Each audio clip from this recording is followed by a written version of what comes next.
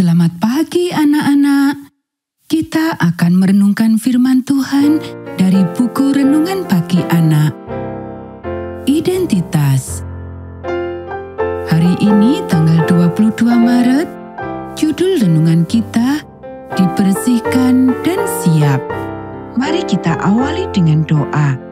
Bapa di surga, kami akan belajar firman Tuhan. Tolong kami supaya kami dapat memahami firman Tuhan. Dalam nama Tuhan Yesus kami berdoa. Amin. Anak-anak, ayat inti renungan pagi kita hari ini diambil dari kitab Lukas pasal 22 ayat 10 sampai 12. Apabila kamu masuk ke dalam kota, kamu akan bertemu dengan seorang yang membawa kendi berisi air. Ikutilah dia ke dalam rumah yang dimasukinya dan katakanlah kepada tuan rumah itu, Guru bertanya kepadamu, di manakah ruangan tempat aku bersama-sama dengan murid-muridku akan makan Paskah? Lalu orang itu akan menunjukkan kepadamu sebuah ruangan atas yang besar yang sudah lengkap. Disitulah kamu harus mempersiapkannya.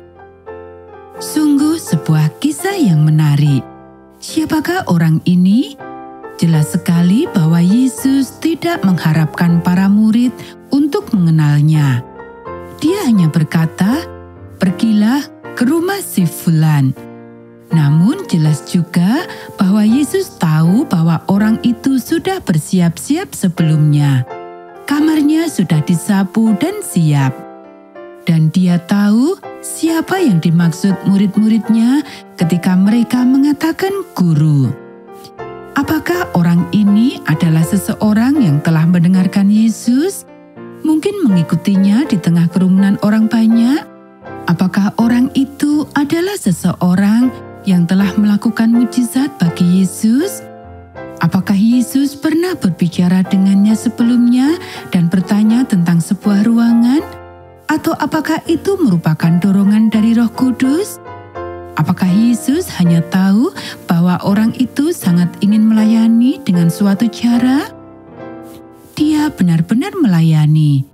Bukan hanya karena Yesus dan murid-muridnya mengadakan perjamuan terakhir di sana, di mana Yesus memulai pelayanan perjamuan. Itu hanyalah permulaan. Rupanya disinilah para murid bersembunyi setelah penyaliban dan di mana mereka tinggal mungkin selama berminggu-minggu.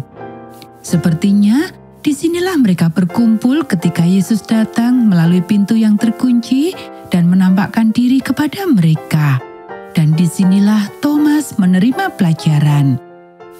Alasan mengapa hal ini tampaknya mungkin terjadi adalah karena mereka ada di sana pada hari Pentakosta yang menyebutnya sebagai ruangan atas atau lantai 2 dan dikatakan bahwa ini adalah tempat mereka tinggal. Jadi, pemilik rumah ini pasti telah menjadi anggota dari kelompok yang diberkati yang membidani gereja Kristen mula-mula. Dan kita tidak pernah diberi namanya, hanya istilah itu, ruang atas, yang sampai hari ini merupakan sinonim dari menutup diri dengan Tuhan dan satu sama lain, menerima Roh Kudus dan cahaya untuk hari itu. Anak-anak, tetapi Tuhan tahu siapa orang itu. Allah telah menyimpan catatan tentang semua yang telah dilakukan orang itu dan keluarganya untuk kepentingan Kristus, dan suatu hari nanti kita akan bertemu dengannya dan dapat berterima kasih kepadanya secara langsung. Anda tahu apa yang saya hampir yakin akan dia katakan? Oh, jangan berterima kasih kepada saya. Itu bukan apa-apa. Saya yang punya kamar dan saya tidak keberatan untuk membaginya. Yang seharusnya kamu berterima kasih adalah Yesus. Dan matanya akan tertuju pada sosok bersinar yang mengubah hidupnya selamanya dan membawanya ke dalam kekekalan. Anak-anak, demikianlah renungan pagi kita hari ini. Mari kita akhiri dengan doa.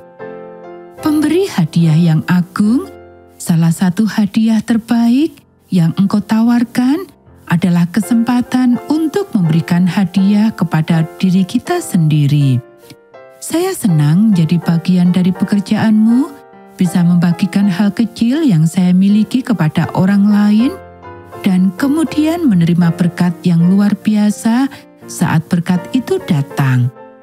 Semoga saya bisa bermurah hati seperti orang yang tidak dikenal ini dan tetap menjadi anak-Mu yang rendah hati. Tolonglah saya untuk disapu dan siap untuk melayani. Amin.